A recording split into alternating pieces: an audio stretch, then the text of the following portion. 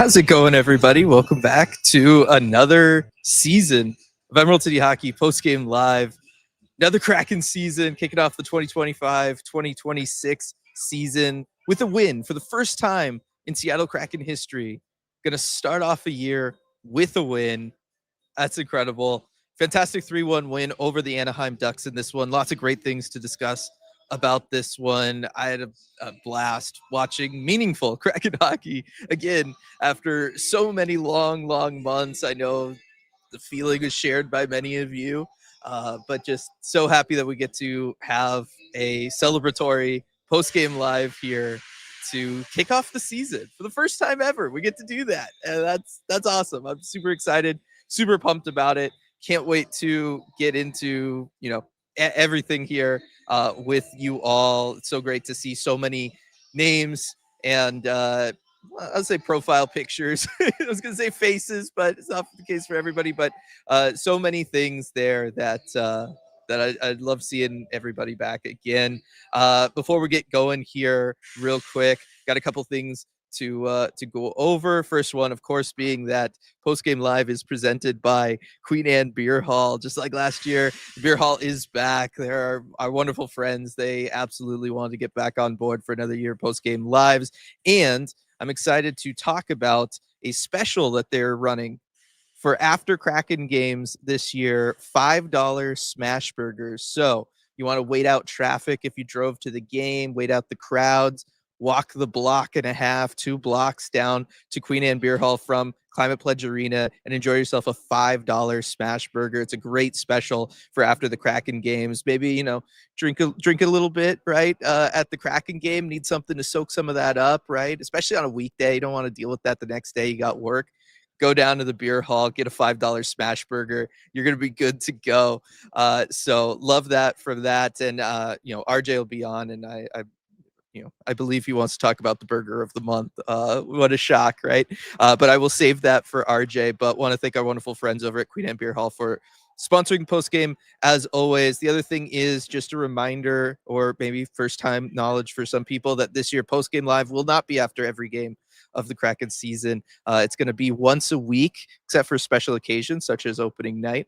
But it's going to be every game that's on a Tuesday. And if their Kraken do not have a game on a Tuesday that week, the game will be on Wednesday. Post game live will be on Wednesday. So just wanted to let people know that.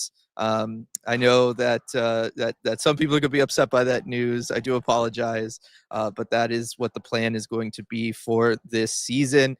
All right, let's dive into things. Let's talk about this awesome 3-1 Kraken victory to kick off the season. First things first, got a couple super chats here to get to. Really appreciate that, everybody. It's been so long. I love seeing all this stuff. I just love seeing everybody. Love seeing the comic binge in here with the first super chat. How's it going, man? I hope you're doing well. Gotta reach out. I gotta talk to you about stuff. So many things have happened. But kicking us off with the first super chat here, Joey, the truth decord. We don't win without him, and that is really the case. Made 35 saves tonight, right, for number 35, and lots of things look different about this year's Kraken squad and the things that they did in this one. But Joey Decord looked like Joey Decord from last year, right?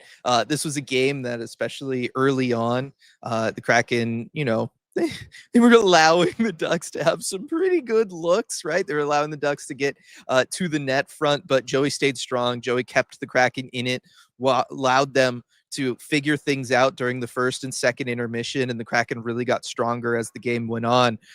But the Kraken might not have that opportunity if not for Joey Decord stepping up, playing huge, making incredible rebound saves, incredible sequences of saves, just save, right? Looking really like last year's Joey Decord, and really what Kraken fans and before that Firebirds fans have really just always experienced with Joey Decord, right? Like this is just who he's been for forever with this organization. But kicking off the season strong, already in midseason form, kind of knew that from the preseason already. But I think it's a great look that Joey Decord looks this solid. He looks this on it. He's going to be there as the Kraken are figuring things out here early on in the season, as they're getting used to the new defensive systems under Coach Lane Lambert, which we will definitely talk about. But Joey Decord is going to put this team in a position each and every game to walk out of the building with 2 points like they did tonight. And I think that very deserving of the first star of the season for the Kraken here this year, Joey Decord. But this is the kind of stuff that you want to see from him, and we certainly saw it. And I'm with you, Comic Binge. Kraken do not win without him. They just don't. Schultz here with the second super chat. Really appreciate that one, Schultz. Great to have Kraken hockey and you guys back. Team looked good in second and third. Is this the first season opener we haven't taken a too many men call? So yeah, I guess the big thing was I was going to talk about that. It's the first season they've won their season opener, but you might be right. This might be the first time that we've seen them get out of a season opener without a too many men call. I want to say there was at least one other time it didn't happen, just because it feels like 4 times is an exceptional amount. But thinking back to some of those teams, maybe that isn't maybe that isn't the case.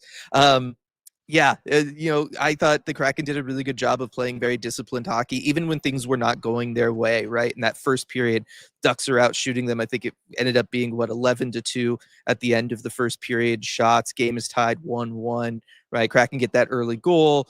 Beckett Seneca is able to score, get the Ducks back in it. You get a Ducks goal taken off the board. You deal with all of that. I thought the Kraken did an incredible job of staying disciplined during that, right? Like we already talked about the Joey angle and him making all of the saves and keeping the team in it. I thought the Kraken did a really good job while the Ducks were really all over them, really swarming, especially down low and around Joey Decord. I thought they did a really good job of not taking any penalties, not letting that situation snowball and escalate and become even worse than it kind of already was for them.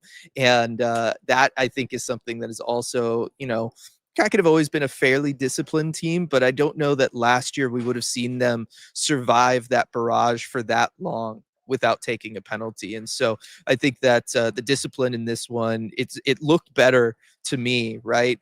Only one penalty against in the whole game. I think the discipline is going to be there under Coach Lane Lambert, and I think that that's what we, saw early on here tonight. Got a super chat here from Steve. I'm going to jump over into regular chat, see if there's a comment to go with that. Matty looked great tonight. His skating seems to have hit the next level, and he looks so much stronger on his legs. Yeah, after some early training camp worry from us, right, on how Matty was looking in the skating department, he maybe seemed to touch slow. Seems like something was to just been bothering him or just shaking off the rust early on in training camp, because he has not looked that way, through the later half of training camp, through those last couple preseason games, and then certainly here tonight. I thought Matty Beniers played a fantastic game. I love that line of him being back with Jared McCann and Jordan Eberle.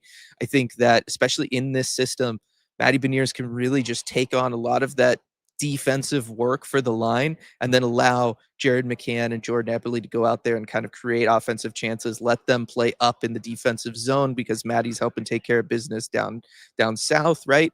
And then allow them to get up there and go for breakaways or some, hopefully odd man rush opportunities, or at least just pressure the other team tonight, in this case, the Ducks, and really just put that pressure on them. And I felt like that's what happened with that line today, right?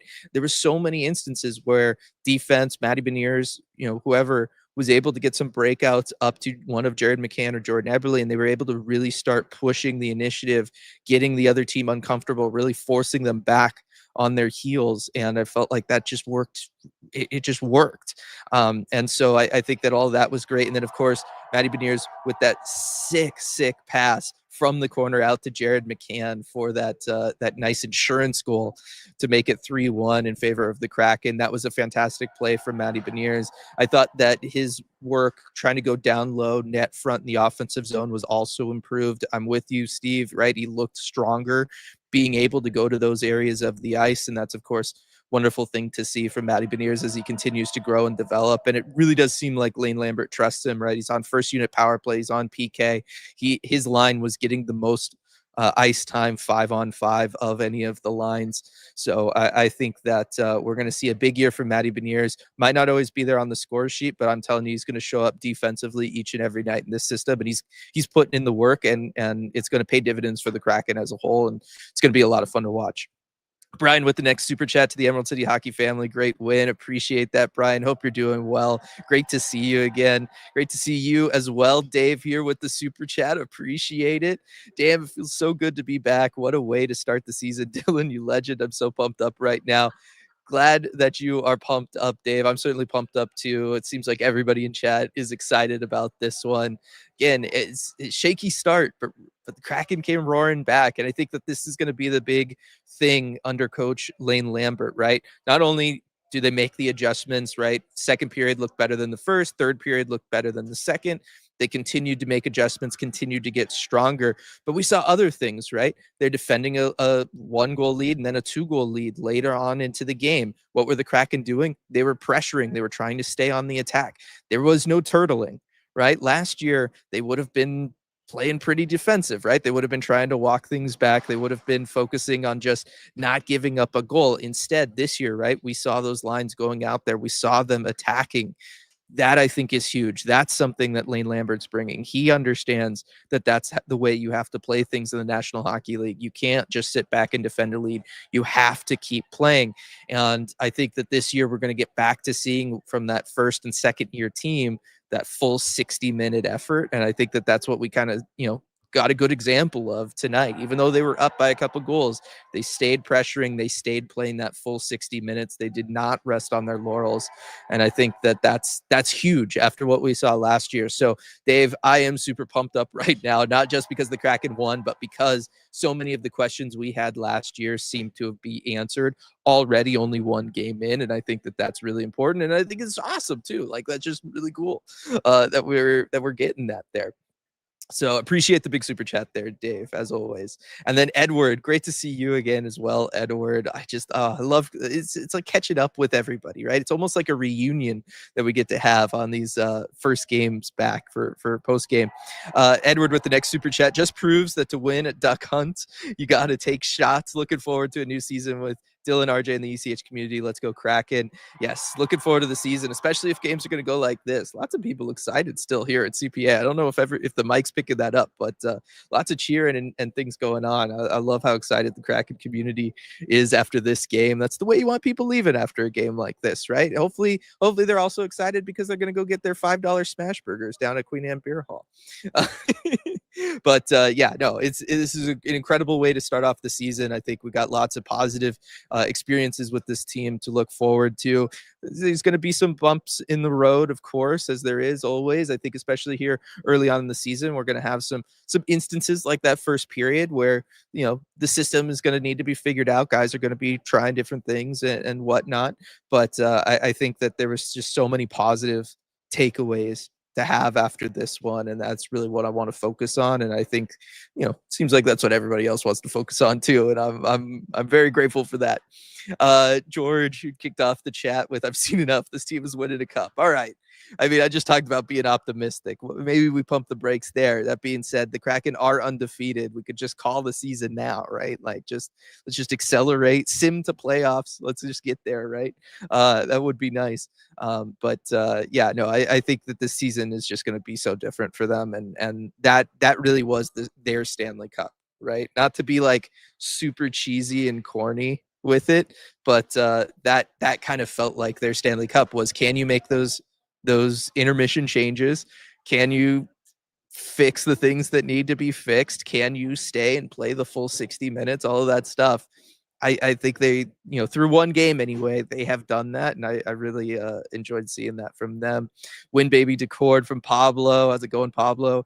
Yeah, Decord, just phenomenal, right? Kicked off post-game live talking about it. I could talk about the difference and what Joey Decord means to this team for the full hour. We won't, but I think it's just so evident whenever we watch this group, right? Joey Decord means so much to them, giving them a chance to win each and every night, being there to see them through the difficulties and the challenges, new system, defending, all of that kind of stuff in that first period. Joey Decord was just there for it. Earhead 6 also on the Joey bandwagon there. Everybody just so excited in here.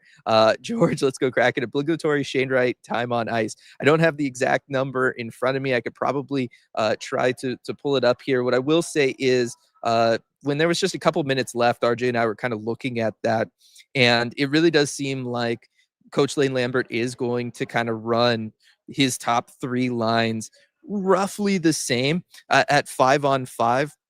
The 5-on-5 ice time for the Matty Beniers, Shane Wright, and Chandler Stevenson lines were very much roughly together. Matty Beniers and Chandler Stevenson did end up having more ice time than Shane Wright just because they're getting more special team work. Shane Wright being on the second unit power play. The other guys are both on the first. And then the other two also penalty kills. Shane Wright is not out there on the PK. So the specific time on ice between those centers is always going to favor Matty Beniers and Chandler Stevenson over Shane Wright. But as far as the lines jumping over the boards, with the exception of the fact that just it caught them in the middle of the rotation, it looks like.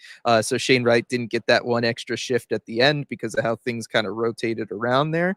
And I think they double shifted the Matty Beniers a couple times in the third period because they were defending the lead, which, you know, do it right. Like that's the way to play this. So but Shane Wright did end up with a respectable amount of ice time. I keep looking at it and then closing my phone to make a different point. 15:45. So I will take that, especially again in a game you're defending the lead. You want Matty out there in that situation. I think we're all going to be good on the Shane Wright time on ice this year. Christian, the Kraken are undefeated 25-26. That's right. Like, we need to keep talking about that. That is the main point here, right? And then Viren, that sure was some October hockey. It was a little rough, but again, made those adjustments, came back. Like that's I think the big focus from this one, at least for me. Ty, how's it going? Oh man, I love seeing everybody back in here. Oh, is this thing on? Welcome back, ECH fam. Welcome back, Ty. Love to see you. Lindsay, 82-0 is on the table. It's true. For the first time ever, 82-0 is on the table for the Seattle Kraken after a game has been played. Because before it's technically been there, but not once the season got started. Now it is. And you just love seeing that. Stratic leading the Pacific. That is true, right? I mean, here we go again. Just call it. Let's just get there. We don't need to play anymore. It's fine. Michael Joey deserves all 3 stars tonight. I mean, he definitely played fantastic. I think, you know, one of the big takeaways from this game, and you know, stop me if this is a surprise to anybody, that is Joey Decord, Vince Dunn, and Brandon Montour are the 3 best players on the Seattle Kraken. Right. Obviously, you see the performance Joey Decord had in net. We've talked about that a couple times already. But Vince Dunn picking up a goal, right, kicking off the scoring in this one. Fantastic goal from him. Plays pretty well defensively as well. You know, helps out on the PK when Alexiak was in the box, all of that kind of stuff. Vince Dunn, you know, looked like Vince Dunn. And then Brandon Montour. Oh, my gosh. The game that Monty had. That, I mean, incredible. Kraken reeling after that first period. They're struggling, all of that stuff. You come out in the second, things are maybe still leaning in Anaheim's direction. Brandon Montour goes out there, bodies Troy Terry, not once, but twice, gets the puck, skates it down the ice, right? Fends off Troy Terry into the Anaheim zone, and then finds a wide open Mason Marchment net front who's able to bury the chance.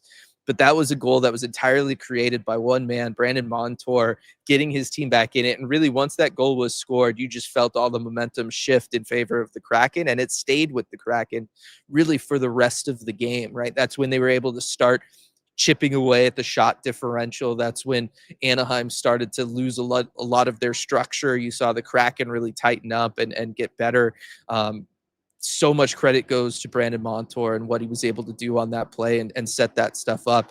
That's the kind of thing that star players do, right? That's the kind of play that star players make, where they take over the game and then they swing momentum in favor of their team, right? The Kraken, you could argue, win tonight because of that play from Brandon Montour. I mean, it obviously led to the game-winning goal, so it's not that hard of an argument.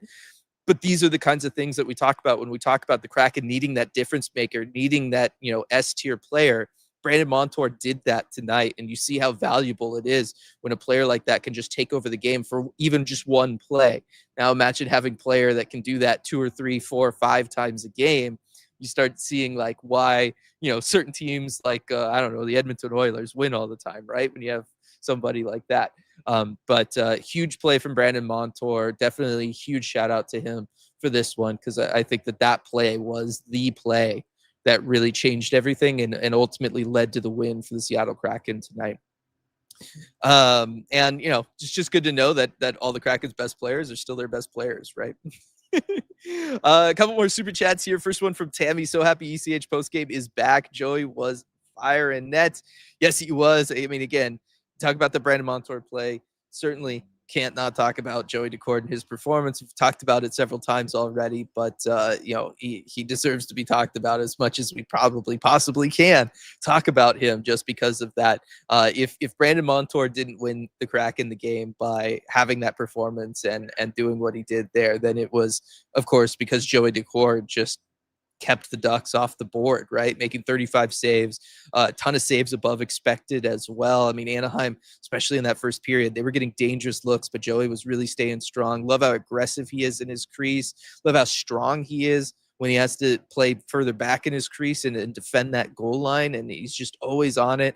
And then, of course, being there for the rebounds. I think that's the thing that really separates Joey Daccord from a lot of goaltenders around the NHL, is his ability to make those quick, successive saves, right, off those rebound opportunities, especially because the Kraken aren't always there to clear them out. We saw that in the first period again tonight.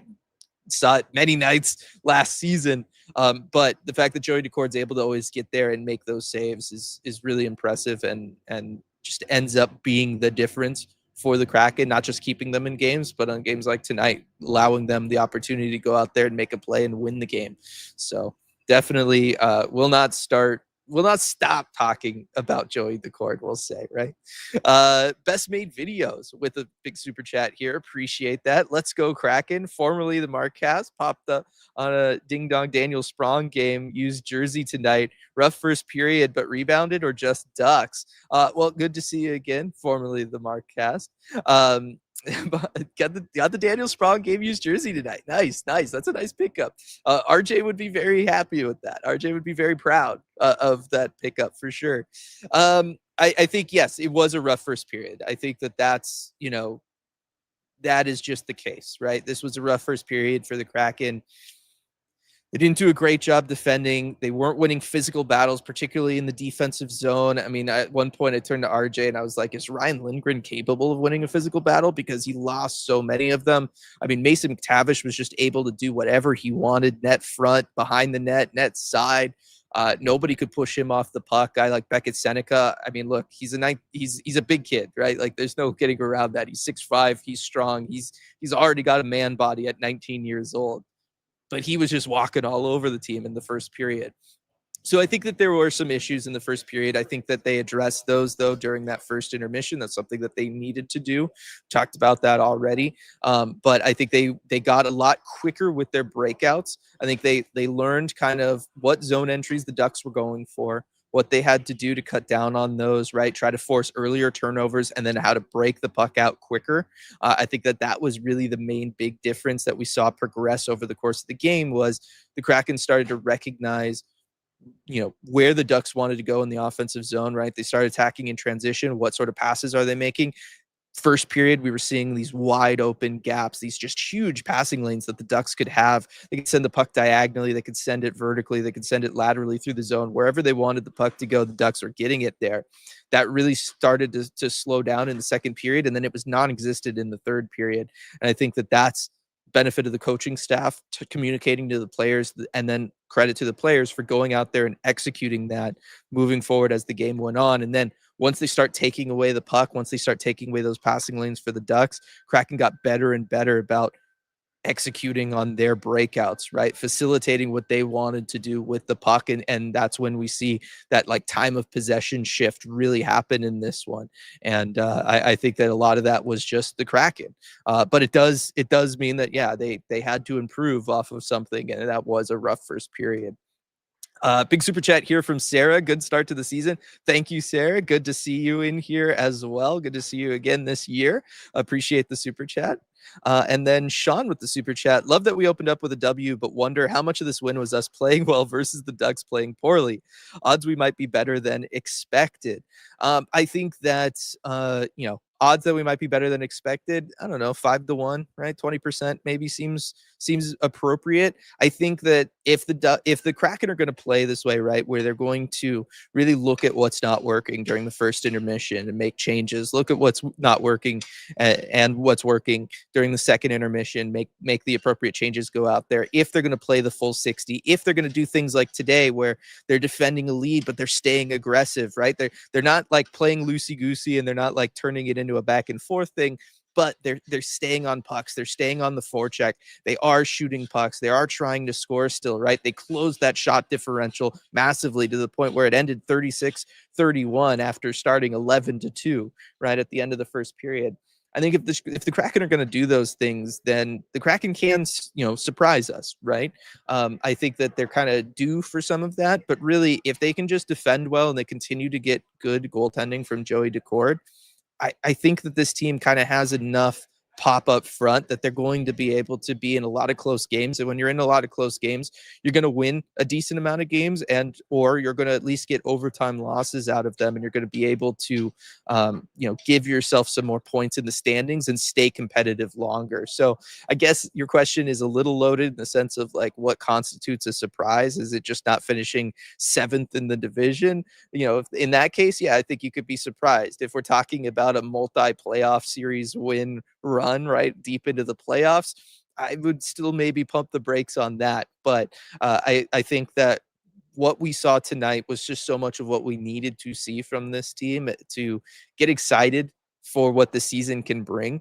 And that's just, again, I said it earlier, that's really my takeaway. The fact that we can count on this team to play the full 60 again, to have effort out there, and to make changes when changes need to be made mid-game to stay in games. I think we're just going to see so much more competitive hockey.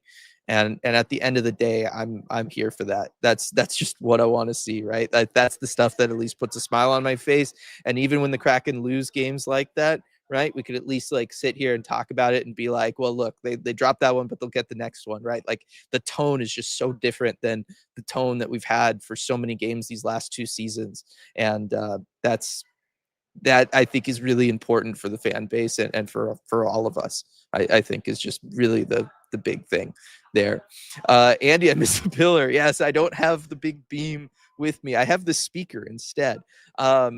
There was some people still up there where the beam was, the normal spot. I wanted to get post game going because I was just super excited about the game. So started down here. We'll see as the course of the season goes on where RJ and I kind of end up for these. But we'll try to get at least one beam look in at some point during this season. Tyler with a fun question here. Who will score more points this season, Beniers, Wright, or McCann? I mean, give me McCann, right? Guys led the team in scoring like every year. And I think that he'll benefit from probably over the course of the season playing with both of those other two guys. I think that Matty Beniers is going to really be focused on defense through most of the season, just like we saw tonight. I kind of talked about the dynamics of that line earlier. And Shane Wright, I think that, he's definitely going to have a better points pace this year, get more opportunities, already getting more opportunity under Coach Lane Lambert. I think that Wright will be up there, but I think that Jared McCann is just the most veteran player, and he's the most proven point producer of the bunch. So I guess it's not the most exciting answer. Sorry, Tyler, but give me Jared McCann there. Alex, is this bend don't break defense something we can expect to see a fair bit this season?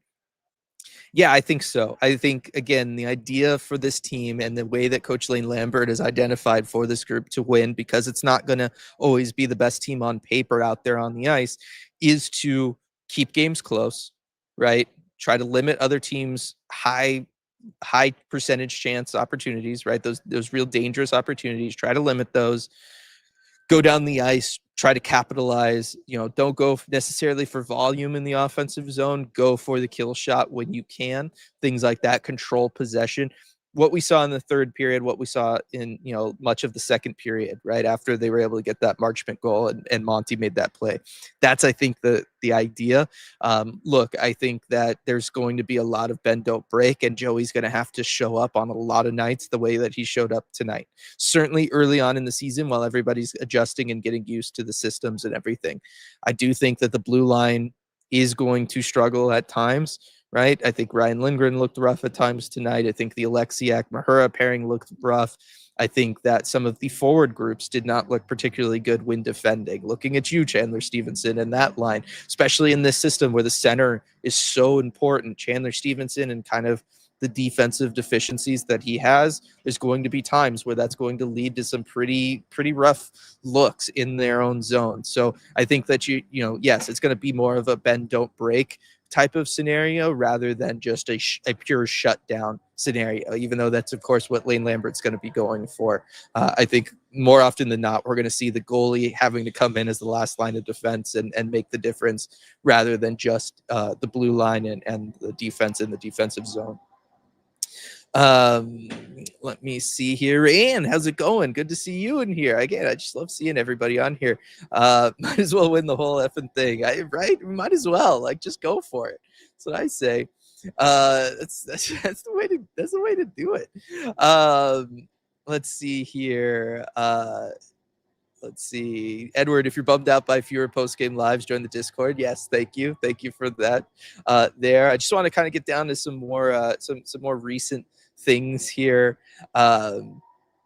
So pardon me here for not just like slamming everything that, and it's like a million Joey Decord posts, and I feel like we've talked about Joey so much, and I know Archie's going to want to talk about Joey when he joins us in a little bit here. So I'm trying to find a slightly different topic to kind of talk about here. Viren, so happy to see Winterton get a look on an NHL PK. I thought that was really cool. I thought Ryan Winterton this was easily his best pro game. This is his best NHL game. I thought Ryan Winterton, he looked great. He looked very natural. He continued where he left off in the preseason. He had such a fantastic preseason. That was great to see. I really loved him in the third period when I've been kind of talking about the, staying aggressive, staying on the forecheck, staying, shooting the puck, going after the puck, all of that kind of stuff. Ryan Winterton is really like the first player coming to mind for me on that. I felt like he did a great job in the third period of really staying on things, staying on the attack, really trying to put out that pressure. I thought he was one of the more consistent forecheckers really throughout the game. I think that, there was times that line was a little bit iffy, like we talked about, but felt like he was at least the most reliable guy to try to get the puck up and out of the zone, to break out of the defensive zone and get the puck moving up the ice. So I thought this was easily Ryan Winterton's best game. I think he earned that shot on the PK. I think that Lane Lambert has taken a liking to him, and why shouldn't he take a liking to him, right? After everything that Ryan Winterton has done since Lane Lambert's gotten here. And I think that Ryan Winterton just kind of fits into Lane Lambert's system and what he wants to do out there on the ice. So I think we're going to see a lot more of things like that from Ryan Winterton throughout the year. And I think that's really, really cool. That's really, really cool for, third round pick, somebody who's been around, been through the system, played a lot for the Firebirds. It's really awesome to see him kind of graduate and get this opportunity and do so much with it at the NHL level, even if we're only talking about one game so far this year. Stratic, what was your favorite goal? I mean, it's tough because you got two fantastic passes from the corner, right? Net front, and then you get some sick goals. I think Jared McCann's was a little bit of a tougher finish, so I'm going to go with that because it feels like if I talk about Mason Marchment's goal, I'm just going to talk about Brandon Montour and not so much the finish or the guy who actually scored the goal because, truth be told, like Mason Marchment just happened to be the guy that was there for that goal to end up happening.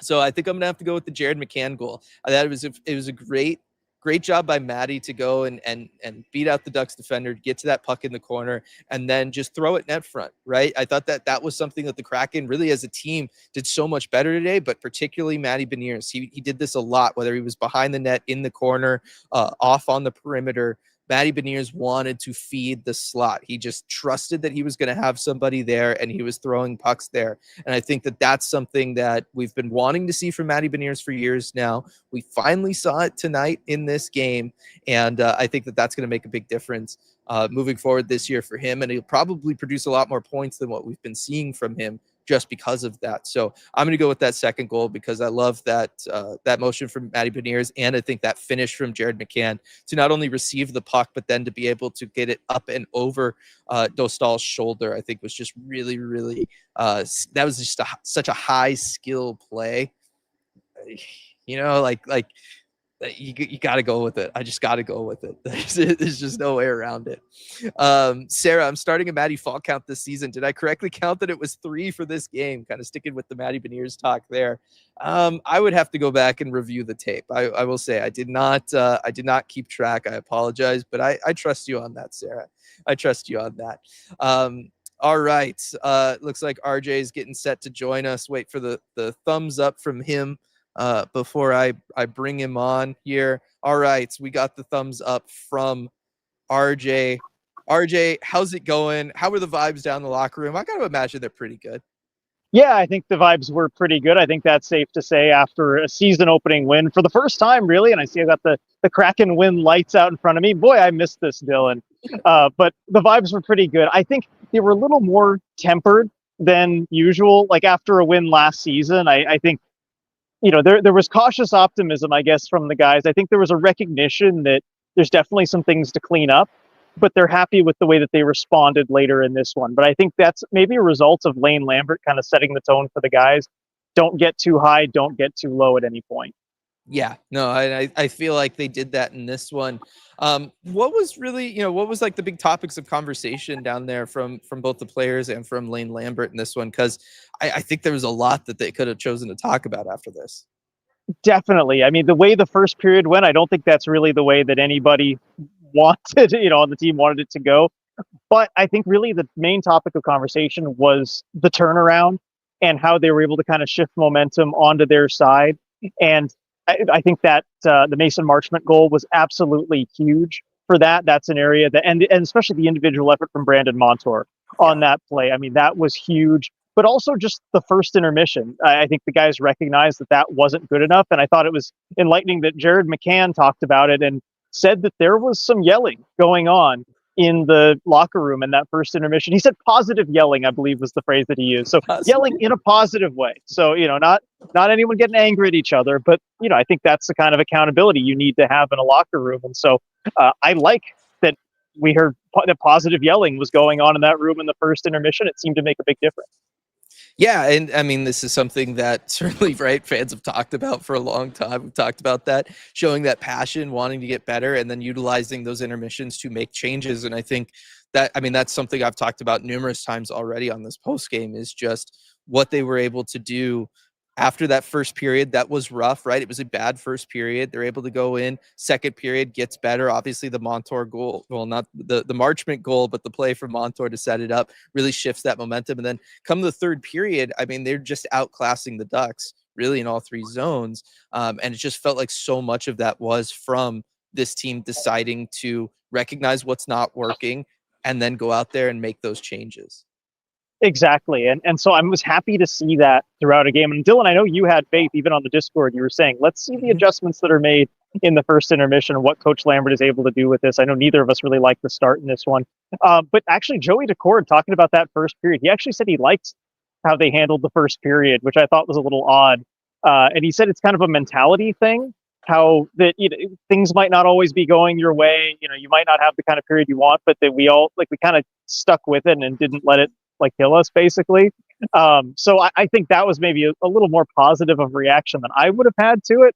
But I mean, Joey seemed to feel, I guess, in control through that whole first period, and knowing that the guys, you know, maybe it's easier to say that after they close it out and they win the game. But yeah, Joey didn't even really criticize the first.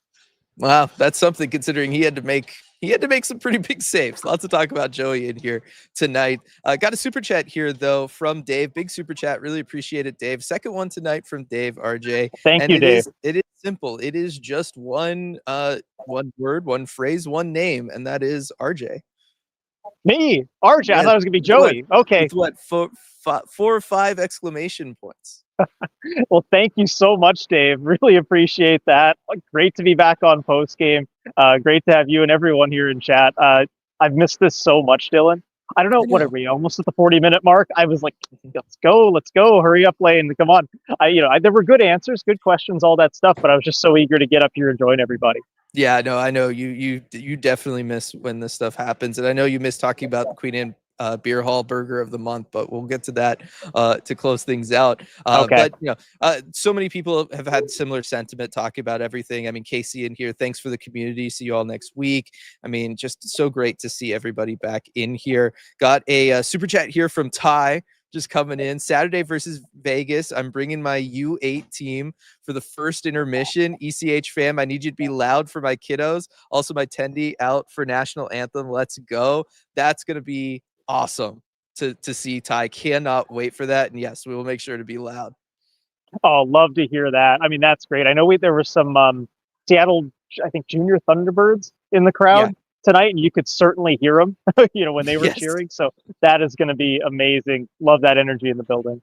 Yeah, definitely. And congrats on keep doing that, Ty. Like, that's so awesome. RJ and I both have coached youth hockey. It's so much fun. It's so rewarding. Definitely out to support that.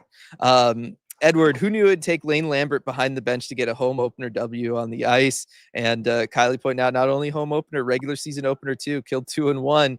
I mean, how much of this do we think is the Lane Lambert difference, RJ? I think a good amount of it. It just feels like last season, right? This team would have unraveled at some point, given the way that they started this game, or at least they would have allowed, maybe 2-3 goals in the first period. And I do see a difference here. I mean, my main, I can be a skeptic about this stuff. I'm not always as positive as you are. My main concern is their ability to keep this going over 82 games, because we kind of haven't seen that with this group yet. But through one game, so far so good on that front. I mean, I will be with you. I'm with you. I do not think that they'll be able to play that bad in the first period for 82 games. Yeah, no, I don't think so. they'll keep that going for the full season. So I'm with you there.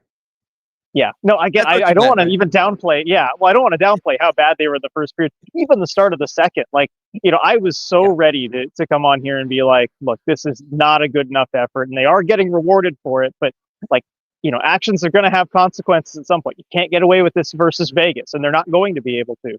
But the last period or so, because you would expect score effects to kick in, right? The Ducks are trailing. You would expect them to kind of lean heavily on the offense to have an even greater gap in the shot count, and you saw the opposite. And so that was an encouraging sign for me. I think Vegas is going to be another level of challenge, but I'm still encouraged by what I saw at the end of this game, and I didn't expect to be. Yeah, and you definitely weren't for a while up on the press bridge. I will say that for everybody. Let's talk about something a little bit different here. This is kind of the first time talking about him and one of the young guys. This one from Steve. Newman got like a minute of ice time in the third period. Was that just a crunch time thing? And I do think that some of that is just they were defending the lead. Matty Beniers was going out there as much as they possibly could. And I think that, yes, they were just not going with their fourth line a lot because they were defending that at times 1-goal lead. Yes, and Coach Lambert was actually asked about that specifically with Yanni Newman kind of benching him for the later stages of this game, and he said just simply it was just shortening the bench. I was shortening my bench, they were shortening their bench. Yeah. You just have to make decisions about who you want out there defending a lead. And I think there was even a follow-up question too, like, do you think that Yanni wasn't up to the task? Do you think he couldn't do it? And he's like, well, no, I don't think that. I think he could do it, but just you have to decide to put some people over the boards. You just have to make those decisions. I think it's totally normal to see a coach in a game go with veteran players to defend a lead. That's just something we see all the time, and I don't have an issue with it. I don't either, and especially to start a season at home. Yeah. Like, come on, you want to go out there against a team in the division. You go on to pick up that W, and if that means that scenario plays out, you take it. And yeah, I think the Ducks' fourth line was only out there twice all third period too, so it was mutual. JTB Hockey here with a super chat, appreciate it. New season, glad to be back. I actually made the trip to Seattle to see the games this weekend. Glad to see everyone back in chat. Great to see you as well again, JTB Hockey, and thank you for the super chat. Yeah, thank you so much. It's just so nice to be back with everybody, and it's so fun just being back in this building too. It's been so long since I've been standing on this spot, looking out over the very bright ice. I'm trying to do what I can to fix the lighting. Jeez. I know. But yeah, this is the brightest the ice has ever been. It's because it's the first time they've ever won at the beginning of the year. I don't know. Maybe it's the new logo. They're getting ready for whatever shenanigans they've got for when they don those beautiful third jerseys. Yeah, I know. I'm trying to see where's the other tentacle. Yeah, it's on that Yeah, side. yeah, it's on the side. So I got to go get a better look at it when this is over. Yeah. This one from Cheryl. I want to use positive yelling in my next work meeting when my vendors underperform. I think, yeah. How could HR have a problem with that? It's got positive in the name. Yeah, no, that's the next great buzzword, I think. Positive yelling. I really did like that sort of phrase from Jared McCann. Because it was kind of a follow-up question about just like, so, because I think he alluded to it a little bit, the yelling in the room. He's like, the question was like, so there was yelling and lots of, well, positive yelling. That's good. Zoe asking, do we know who got the helmet? It would certainly appear to be Joey Decord because that helmet it was right above Matt Murray's locker, but I'm gonna guess it was not Matt Murray. So I think it's Joey Decord. Okay, that would. So everybody here knows the news of the helmet and everything, right? Okay, that's already been talked about. We haven't talked about it tonight. Okay, well, so apparently the belt is gone. Thank goodness. I'm sorry, I didn't really like the belt personally, but it's a helmet from the movie F1. And it is like the actual prop, I think. And so Lane Lambert was asked about it. We didn't get the chance to ask Joey about it. They cut us off right before we could. So we had to ask Coach Lambert about it. And he's like, well, that's a personal thing. It's in the room. I'm not really going to talk about it. But, it's from Bruckheimer. And yes, it's from the movie. So it's the one thing I don't have control over as coach of the team. Yeah. So it appears that Joey got it tonight. That's got to be why Bruckheimer was in the building tonight. Probably he had to hand deliver the helmet. Oh, of course, yeah. I mean, he was on the bench. We saw him talking to Lewicki. You have to have. You can't just hand that off to anybody. No. Who knows what someone could do with it? Gonna give that to an intern and then send them fly up to Seattle? No. That's not how it works. But I'm all for that. I think that yes, after the year we had last year, needed something different than the belt, right? Got to change it up. And this seems like something the players would like to. I mean, that's what I like about it. So I bet Joey had some influence in that one. Oh yes, being a big F1 fan. Is he ever gonna give it up? Yeah, who knows? Probably, maybe not. Even on nights he starts, he's just like, you know what, though, guys? I was up there cheering a lot, and it felt like that helped things. This helmet's going to stay right here, actually. Daniel asking, are all morning skates going to be at CPA this year? Yes, it does sound like that is going to be the case under Lane Lambert there. And then Stratic asking, wait, if we can win home openers, can we also win second games on back-to-backs? We're going to find out. We're going to find out at some point this season. When is the first back-to-back? It's on the road trip, right? Yeah, it's on the road trip. End of the road trip. Yeah. So we'll find out soon. I mean, back when we were picking every game of the season a month ago on the deep dive, you basically have them going like 11-0, 12-0 on the second half of back-to-backs. Not quite. I had it evening out late in the year, but I think I had them 3-0 or 4-0 to start. I think you're going to see so much attention and effort paid to those games. It's going to be better, I think. Just the night before, get ready. They're going to get curb stomped. It'll be 8-0, whatever. But they're going to win that I can't guarantee. Game. The first half, I don't know, but the second half, they're going to win. Yeah. We'll see if they regress to the other extreme. That's how it works. Hockey's weird like that. Hockey would be the one sport where that could actually happen, and you could do that.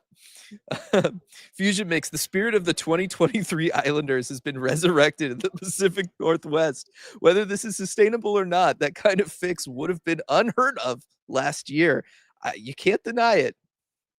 It's true. They really do feel like that Islanders team, don't they? It's only been one game, but they really feel like it. They absolutely do. I mean, maybe a little bit more fun. Like that Islanders team did not have a Brandon Montour level defenseman who could just truck Troy Terry twice and then make. I bet Noah Dobson could. Yeah, it would look different. He would go around Troy Terry. He wouldn't go through him. Yeah. Okay, that's fair. Let's see. Fusion Mix Lindgren is not a good defenseman, but I love his spirit. Being irrationally annoying hair trigger jerks to anyone who comes within 1 foot of Joey is fine. I've missed this team.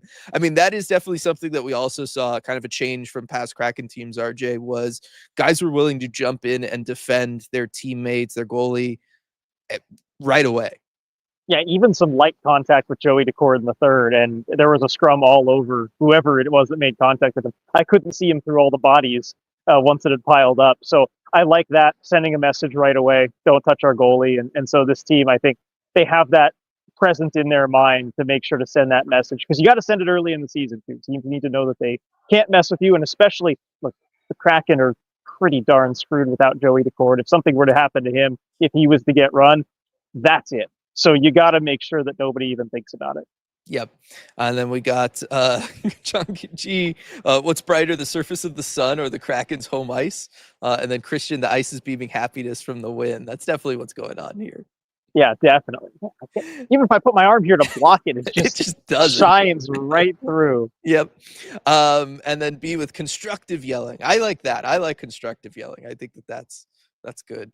That's more your kind of brand, I think, Dylan. Yeah, that is what I was doing. Although Edward has have a suggestion for the next ECH shirt. That's positive yelling. Positive yelling. Could be something there. Yeah. They keep these turnarounds. If they just start poorly every game and then figure it out, maybe we'll have to think about it. Yeah, looks like everybody in chat is definitely on board with the helmet. Like they're definitely on board with the helmet over everything. I mean, some people still miss the Davy Jones hat, and I definitely understand that. But as Lindsay Hockey Fiend is pointing out, hat probably wasn't easily washable. Probably not. Actually, I have heard that it was deteriorating. Yeah, that was starting to fall apart. As you might expect from a movie prop. I was going to say movie props traditionally are not built to last. Like that's not kind of what their function is. So that does not surprise me that it was probably being handled a little bit more than it was initially, intended to be. That helmet looks solid though. I bet that one will last. I mean, why shouldn't it be basically just like a real F1 helmet?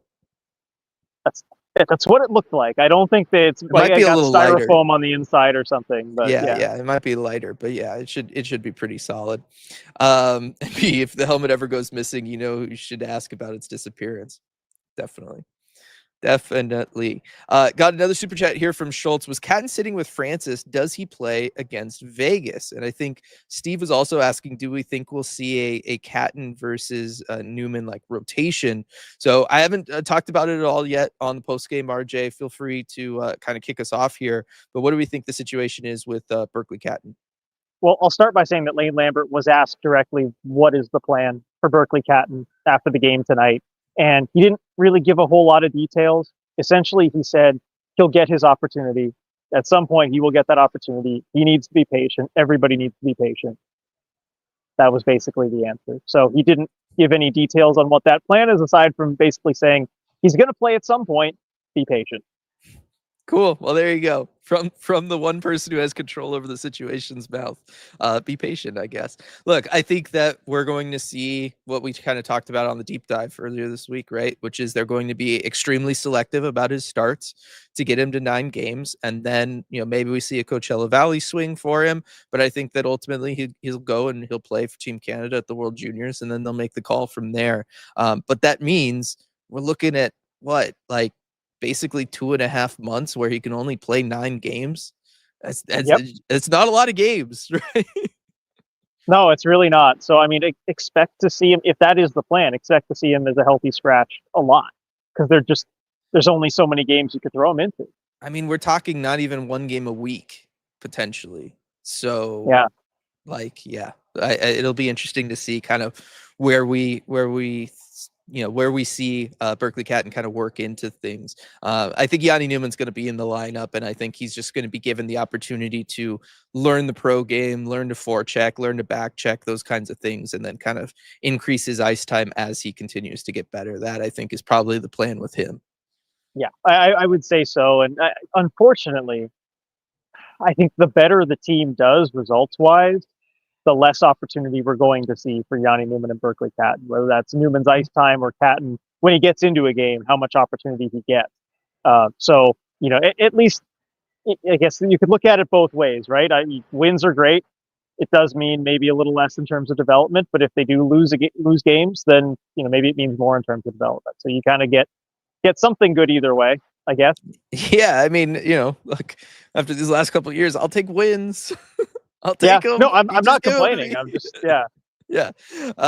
Environ saying Will Borg and Ellie Tolvanen approach. Kind of asking with Berkeley Catton. Yeah, I think there's that. I think really the comp is Shane Wright. Mm-hmm. Yeah, Shane Wright. I mean, it's the same reason that Berkeley Catton, you have to manage that situation with him being here.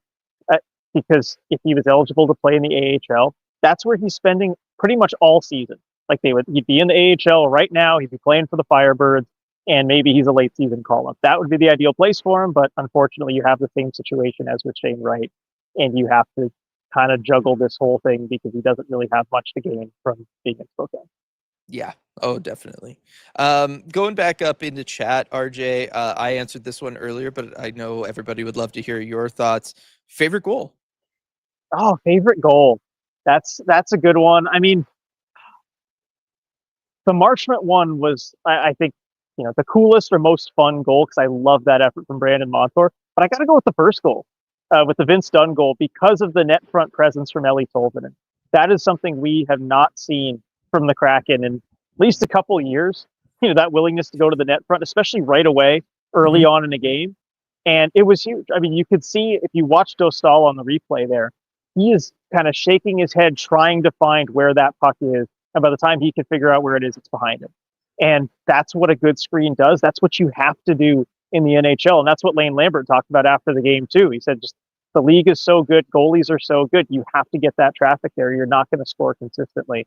And I think that goal was also huge so early in the game because, look, this Kraken team, they never trailed in this one. They are not built to play while they're trailing. Like, this is a team that if they're going to get wins, it's because they score early and are going to be able to get into a structure and hang on. And a goal, what was it, like 3 minutes in, 3 minutes in? That's going to be huge for them in any game. Yeah, I'm right with you. I think that, beautifully put, and won't really add anything to that because what was your think favorite, Dylan? I know you already answered, but I'm just curious. I chose the McCann one just because of the high skill to receive that puck from Matty and then get it up and over Dostal's shoulder. I just thought it looked pretty. And I like that play from Matty and kind of what it meant for Matty all night, which was him really throwing a lot of pucks to the slot. Like that's just something we're not used to seeing from Matty. I'm just grateful to see it. Yeah, no, I liked that one too. That might actually be my second favorite, just because the quick reload too. Because Josh Mahura's got that puck. The Ducks are tired. To get it back up the ice really fast and not give them a chance to change or get set or anything was awesome.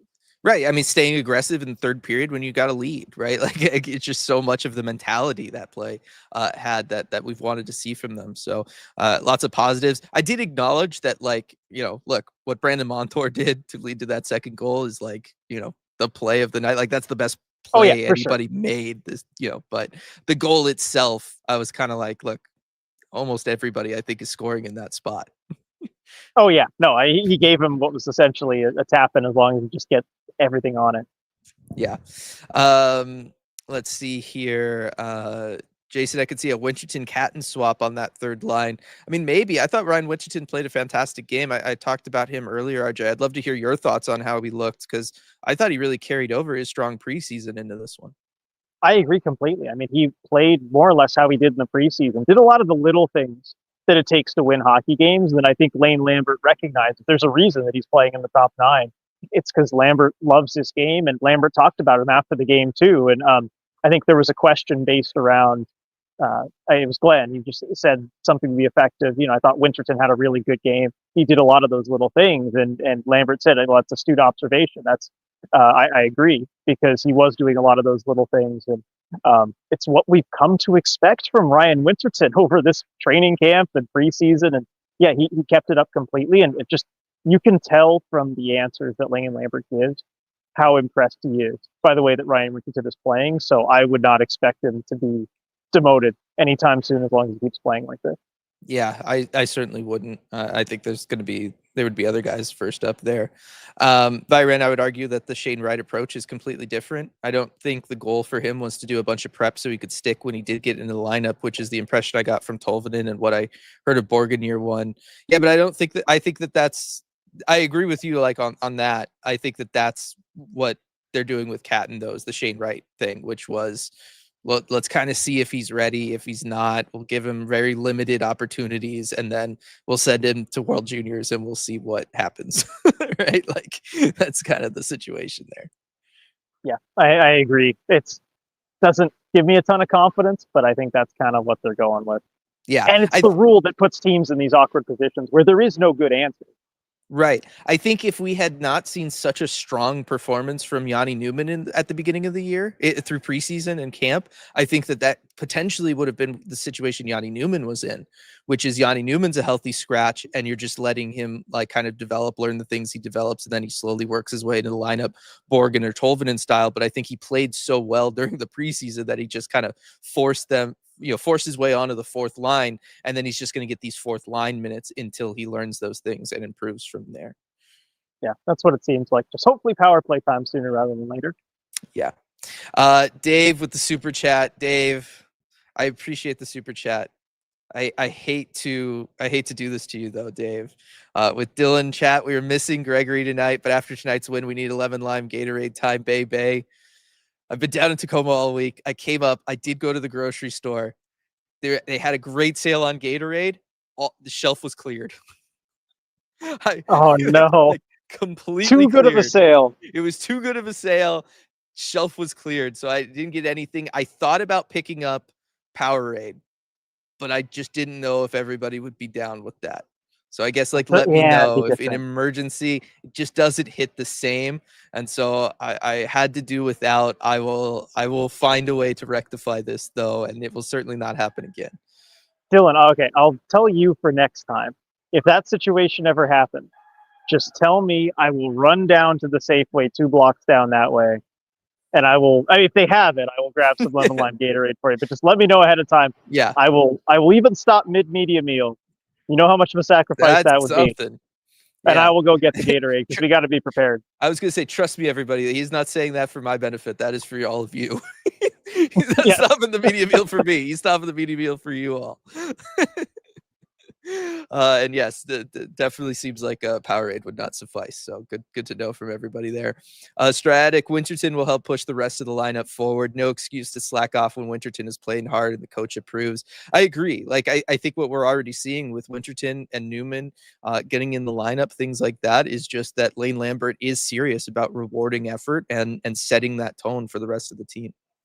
Yeah, which I love to see. And I know that one of the things we complained about with Dave Haxtell, I know it feels forever ago, but just that trusting and rewarding the veterans over anybody else, even when they really didn't earn their spots at times with their play.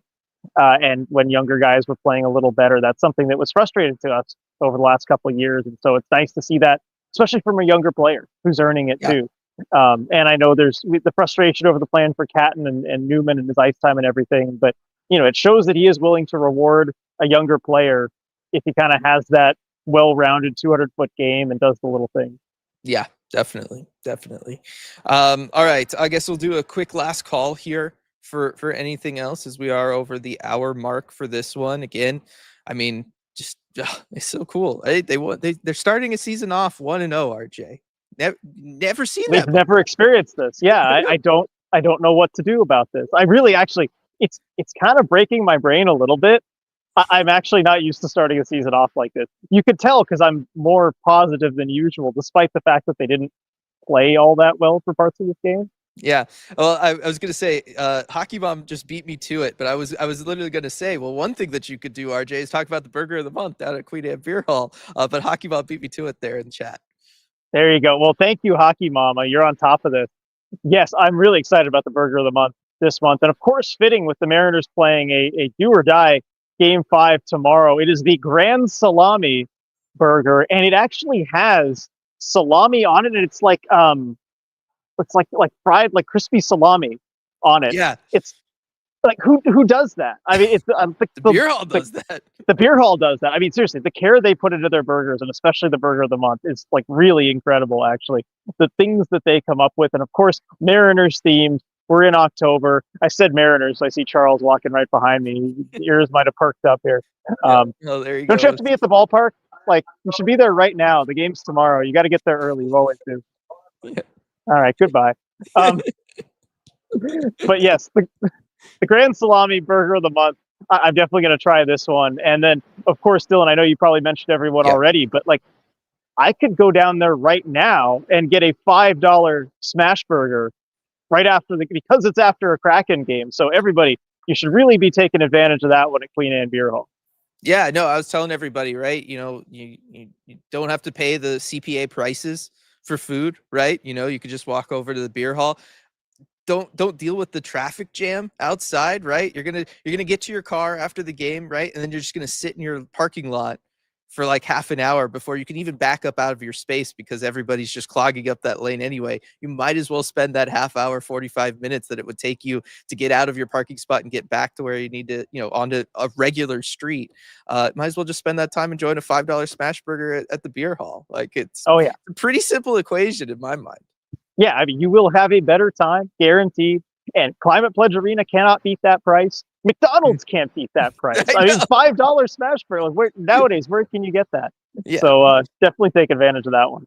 Definitely. Want to thank everybody so much for joining us here tonight for this post-game live. Again, next post-game live will be on Tuesday, or is it Wednesday that they have the game in Montreal? I think we got like 3 straight Tuesdays or something. So yeah, good stuff. So can't wait to do this again with everybody for that game as the Kraken get going on that road trip. But of course, first we've got another game here at Climate Pledge Arena this Saturday against the Vegas Golden Knights. Can't wait to see what the Kraken do in that one. Really looking forward to it. Thanks so much for joining us, everybody. Great to see you all again, and we will see you all next time.